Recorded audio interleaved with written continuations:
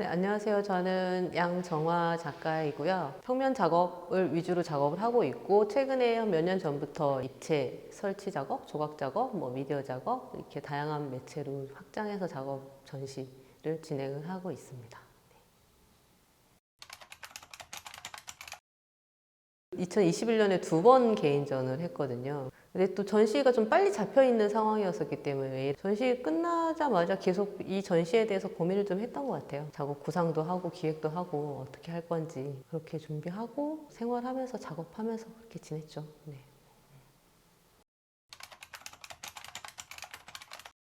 샌드캐슬 플레이는 제목에서 유추를 하셨을 것 같아요. 일단은 제목을 이렇게 짓게 된 이유를 좀 말씀을 드리자면은 제 작업의 프로세스 자체가 평면 작업도 그렇고 요번에 이제 조각 작업까지 이제 진행을 했는데 조각 작업도 마찬가지고 뭔가 에스키스가 확실히 정해진 상태에서 그대로 이렇게 작업이 진행이 되는 게 아니고 그때그때 이제 제 기분이라든지 감정 상태, 정서에 따라서 이미지가 계속 바뀌거든요. 한 작품을 진행을 할 때도. 그래서 처음에 시작했을 때 그 이미지가 작품이 끝날 때는 다른 모습으로 이제 바뀌게 되는 경우도 있고요. 과정 자체가 이미지가 구축이 되고 다시 해체가 되고 다시 또 재구성이 되고 또 해체가 되고 이런 과정 자체가 반복이 되면서 하나의 작업이 완성이 되기 때문에 바닷가에서 모래성 쌓기 놀이를 할 때 만들고 부시고 다시 또 만들어내고 부시고 하는 또 내 의지와 상관없이 또 바닷물에서 쓸려 내려가면서 또 부서지기도 하는 그런 과정하고 좀 유사하다는 생각을 했습니다. 그래서 전시 제목이 이제 샌드캐슬 플레이로 이렇게 나오게 되었고요.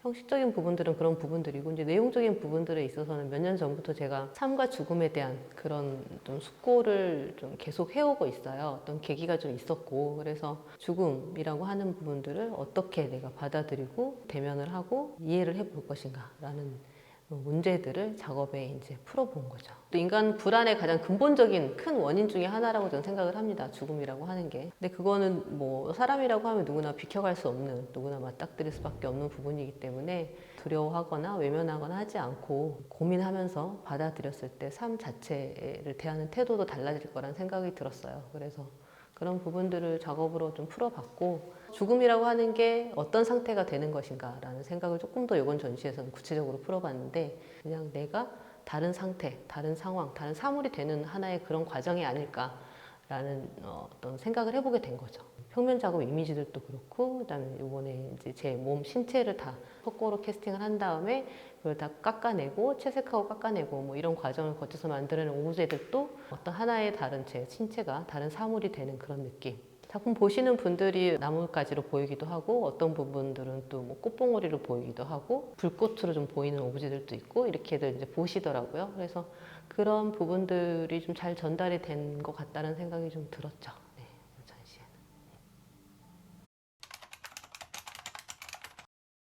제가 원래 성격 자체가 좀 호기심도 많고 새로운 걸 배우는 걸 좀 좋아하는 편이거든요. 그래서 조각 작업도 원래 관심이 좀 있었는데 이제 하는 방법도 모르고 주변에 어디 물어볼 때도 좀 마땅치 않고 해서 관심만 가지고 있던 차에 2009년 말에서 2010년 말까지 국립고양미술창작 스튜디오 레지던시에서 이제 작가로 활동을 하면서 다양한 매체를 다루는 작가들이 모여있기 때문에 조각가들도 굉장히 많았어요. 그래서 조각가들한테 이제 좀 물어봤죠. 내가 이러이러한 걸 만들고 싶은데 재료는 뭘 써야 되고 어떻게 해야 되는지. 근데 작가님들께서 너무너무 친절하게 자기 남는 재료도 빌려주시고 그다음에 어떻게 만드는지 직접 시범도 보여주시면서 이렇게 가르쳐 주셨어요. 그래서 너무 감사했죠. 그래서 거기서 이제 조각 작업을 시작을 해서 1년 동안 다른 평면 작업과 함께 조각 작업 2개를 이제 진행을 하게 됐고요. 그래서 그 조각 작업을 이후에 개인전을 할 때 2번 전시를 이제 했었죠. 그 이후에도 계속 그 재미가 있어가지고 그래서 제 신체 이제 캐스팅해서 조각하거나 설치하고 롤지 드로잉을 이제 시작을 해서 그것도 설치 이제 분위기로 해서 진행을 하고 그래서 최근에 이제 설치 작업하고 같이 진행했던 개인전이 2016년에 진화랑에서 전시할 때 한 번, 그다음에 2019년에 플레이스막 2에서 전시할 때, 근데 거기도 두 갤러리가 공간이 다 이렇게 분리가 되어 있거든요. 1, 2층 분리가 되어 있거나 양쪽으로 분리가 되어 있거나 그래서 한쪽은 평면 작업, 그다음에 한쪽 다른 공간은 이제 입체 설치 작업, 그렇게 구성을 해가지고 전시를 했었고, 그다음에 이번 전시 샌드캐슬 플레이도 두 공간에서 동시에 이제 기획해서 이루어지다 보니까 한쪽은 평면 작업 걸게 되고 드로잉 룸은 그다음에 A 라운지는 입체 작업, 설치 작업. 그래서 A 라운지 공간이 이렇게 한쪽이 이렇게 뚫려 있고 전창으로 돼 있어서 이 외부와 내부의 분위기 이런 것도 너무 좋았던 것 같아요. 저는 그래서 여기 이제 설치 작업 구성을 하면 좋겠다 싶은 생각이 들어서 이렇게 기획을 해서 이번 전시를 하게 됐죠. 매체적인 특징을 생각을 해보면 평면 작업은 제가 작업을 할 때는 훨씬 더 또 드로잉적인 프로세스고 손으로 문질러서 그림을 그리다 보니까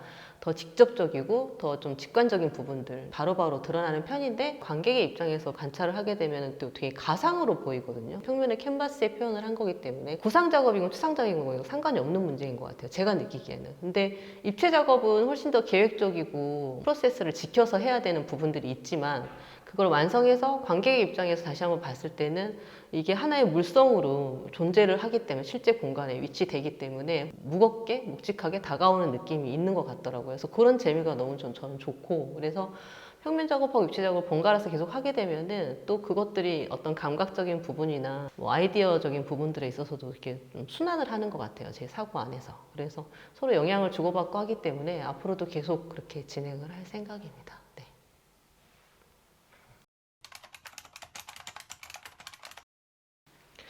요가를 즐겨 하진 않고요. 고통스러워요, 요가를 하는 것도. 왜냐면 요가는 일단 기본적으로 자기 몸의 부족한 부분, 이런 부분들을 찝고 눌리고 힘을 주고 해서 개선시키는 과정이기 때문에 고통이 수반되는 과정이죠. 개선되기 위한 고통이라고 해야 될까요? 근데 또 요가가 어떤 뜻을 가지고 있냐면 마음의 동요를 제거하는 것. 이에요, 요가는. 그래서 저는 예민한 편이고 멘탈도 굉장히 가꾸려고 노력을 하는 편이에요. 애초에 멘탈이 강한 사람이 아닌 것 같고 그리고 건강도 어렸을 때부터 그렇게 건강하진 않았었어요. 후천적으로 많이 노력을 하는 편이거든요. 인연이 닿아서 이제 요가를 20년 전에 시작을 하게 되었고 네. 그리고 요가를 시작하면서 정신적으로나 신체적인 건강이 굉장히 많이 좋아졌고 지도자 자격증도 따게 됐고요. 네. 그래서 지금도 꾸준히 계속 요가는 해오고 있고 특히 전시 앞두고는 정말 체력과 멘탈 관리에 더 집중을 하기 때문에 오히려 평상시보다 더 열심히 요가를 하는 것 같아요.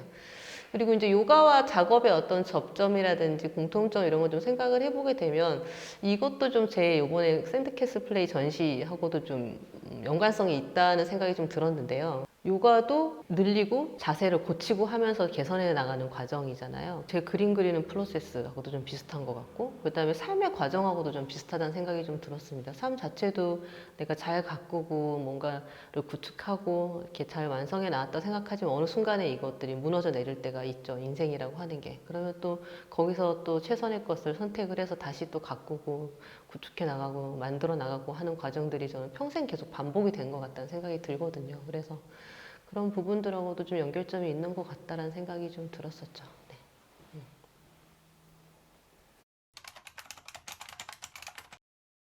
일단 전체적으로 작업을 구상을 하고 나서 어떤 대략적인 이미지는 상정을 하는데 에스키스 자체를 하진 않아요. 구상했던 이미지가 그대로 실현되는 건 아니고요. 그때그때 기분에 따라서 마음 상태에 따라서 바로바로 조금 이렇게 즉흥적으로 하는 부분들이 많은 것 같아요. 최근에 이제 하는 작업들이 더 그런 부분들이 좀 강한 것 같습니다. 스컬 연작 중에 하나 같은 경우도 굉장히 시간이 오래 걸렸어요. 작품을 하나, 두 개, 세 개, 네 개 다 벌리는 거죠. 쭉쭉쭉 뭐 10개까지 벌려놓고 그때그때 따라서 제가 하고 싶은 걸 계속 해 나가거든요. 이거 했다 저거 했다 이런 식으로 3개월 전에 시작해서 뭐 3개월 더 걸리는 경우도 있고 작업이 네, 근데 그렇다고 해서 그거를 매일 계속 하고 있는 건 아니고요. 그래서 스컬 시리즈도 그런 프로세스로 좀 진행이 됐고 그 다음에 이제 언타이틀드 레코드 같은 이 작업 같은 경우는 더 좀 즉흥적인 부분들이 있었던 것 같아요. 어떤 기분이라든지 심리 상태, 어떤 기억들, 뭐 제 몸의 상태 이런 거에 따라서 그냥 충동적으로 약간 저질러 놨다고 해야 될까요? 약간은 좀 무책임한 느낌으로 그냥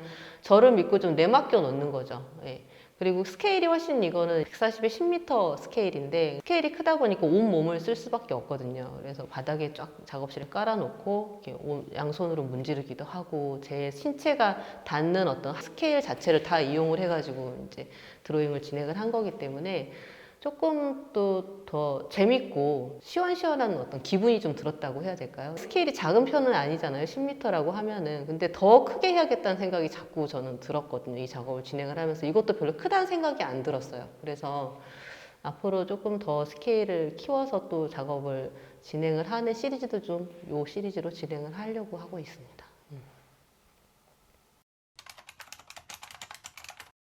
이 질문 듣자마자 생각나는 거는 제주도입니다. 제주도. 몇 년 전에 제주도에 혼자 여행을 갔다가 숲을 거닐다가 경험했던 그게 되게 강렬하게 남아있어서 그런 것 같아요. 그때 제가 어떤 경험을 했었냐면 숲에 혼자 이렇게 거닐다가 일종의 굉장히 깊은 명상 상태에 좀 빠졌던 경험이 있었거든요. 실은 생활 안에서 우리가 작업을 할 때나 일을 할 때나 뭔가에 몰입을 한다는 게 실은 명상 상태에 빠지는 거랑 같은 그런 유사한 부분들이 있거든요. 처음엔 좀 혼자 있으니까 무서웠어요. 어디서 사람이나 동물이 튀어나오면 어떡하나 이런 생각이 좀 있었는데 지나다 보니까 적응이 되면서 제 발소리라든지 뭐 바람소리, 뭐 새소리 이런 거 그런 감각적인 거에 완전히 몰입하게 된 것 같아요. 그러다가 어느 순간 필름이 끊겨버린 거예요.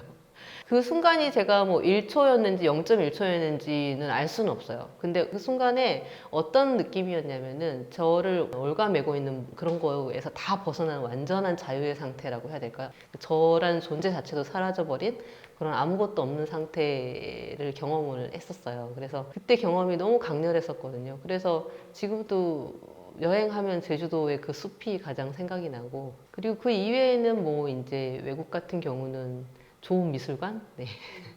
그런 거 좀 추천드리고 싶네요.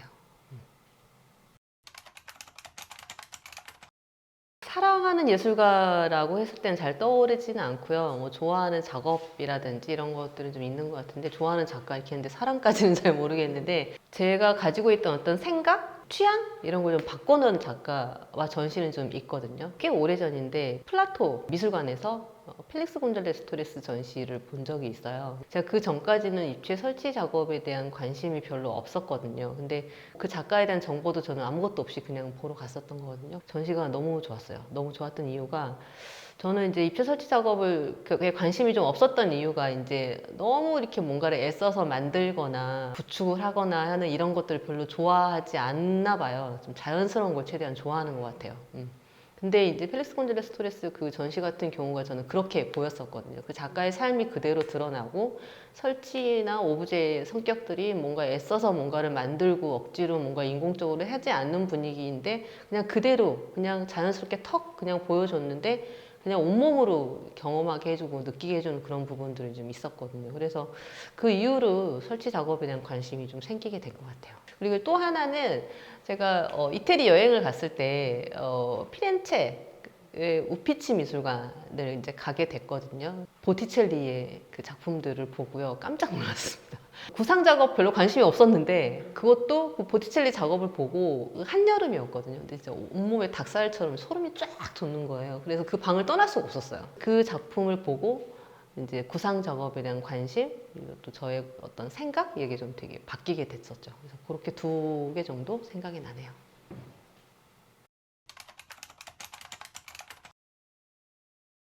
네, 영화를 본 지가 너무 오래돼가지고요, 실은.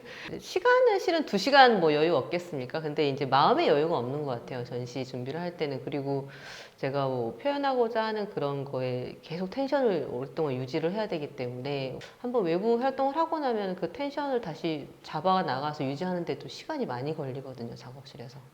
그래서 영화 같은 건 좀 최근에 보지는 못했고, 책은 제가 서문에도 언급이 된 걸로 알고 있는데 한강 작가님의 서랍에 저녁을 넣어두었다라는 시집의 내용이 제가 작업에서 표현하고자 하는 부분하고 너무 이렇게 연결되는 부분들이 많았었거든요. 그래서 실은 그 시집 재작년 정도부터 계속 틈틈이 보면서 이렇게 마음의 위안을 얻기도 하고 작업의 모티브가 되기도 하고 그렇습니다. 이번 전시 때도 마찬가지였고요.